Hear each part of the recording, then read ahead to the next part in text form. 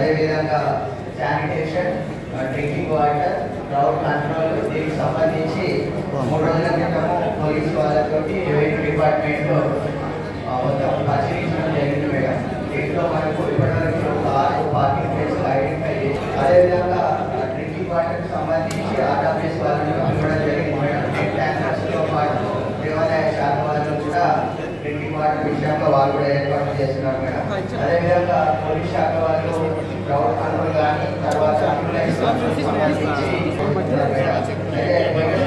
ఉన్నటువంటి gaps identify చేయడం జరిగింది. గౌరవ కలెక్టర్ గారు తీసుకెళ్ళడం కూడా జరిగింది. ఈవో గారు పోయినసారి జాతర ఏర్పాట్లలో శానిటేషన్ కొంచెం ఇబ్బంది వచ్చిందని చెప్పారు సిబ్బంది ఉండడం వల్ల. అంటే గౌరవ కలెక్టర్ గారు కూడా ఇంతకుముందే ఏడబ్ల్యూఎంసీ సిబ్బందితో మాట్లాడడం జరిగింది. పోయినసారి మనకి 80 మంది వరకు రావడం జరిగింది. ఈసారి 150 మంది ఈవో గారు అడుగుతున్నారు కాబట్టి ఏడబ్ల్యూఎంసీ సిబ్బంది కూడా వాళ్ళు కూడా 150 మందిని పంపించడానికి సిద్ధంగా ఉన్నారు. దాంతో పాటు గౌరవ కలెక్టర్ గారు డిపిఓకి కూడా చెప్పి చుట్టుపక్కల ఉన్నటువంటి మండలాలలో ఉన్నటువంటి శానిటేషన్ సిబ్బందిని ఇంకో 100 మందిని కూడా డిక్లేర్ చేయడానికి ఆదేశాలు ఇచ్చి ఉన్నారు. కాబట్టి ఈసారి శానిటేషన్ అనేటటువంటి విషయంలో జాగ్రత్తగా పోయినసారి జరిగినటువంటి తప్పులు జరగకుండా ఉండడానికి చర్యలు తీసుకోవడానికి డిఓ గారు తర్వాత లైన్ డిపార్ట్మెంట్స్ అన్ని కూడా చర్యలు తీసుకుంటారు మేడం. దాంతోపాటు పోలీసు వాళ్ళు ఒక మెయిన్గా కొన్ని వాళ్ళు పోయినసారి గ్యాప్స్ కొన్ని చెప్పడం జరిగింది.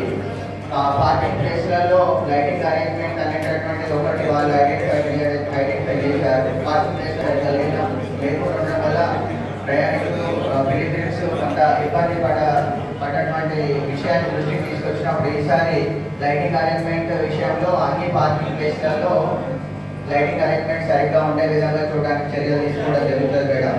అదేవిధంగా మనకు ప్రయాణ ప్రాంగణము ఆర్టీసీకి సంబంధించింది పాత సంవత్సరంలో ఎట్లయితే పాత జాతరలో ఎట్లయితే ఉందో ఈసారి కూడా అదే పెట్టడం జరుగుతుంది. పోలీస్ శాఖ వారు ఒక సూచన చేశారు, అక్కడ చర్మ పంపిణీ లేదని చెప్పారు ప్రయాణికులకు.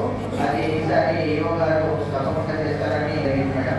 అదొకటి ఉంది, అది కూడా చెప్పడం జరిగింది మేడం. ఇంకా శానిటేషన్ విషయంతో పాటు డ్రింకింగ్ వాటర్ ఆర్డబ్ల్యూఎస్ వాళ్ళతో కూడా సమీక్షించడం జరిగింది మేడం. వారి 10 ట్యాంకర్స్ మనకి వాటర్ సప్లై కోసం ఇస్తున్నారు. దాంతో పాటు దాతల్ని కూడా ఐడెంటిఫై చేసి వాటిల్స్ లాగా ప్రయాణికులు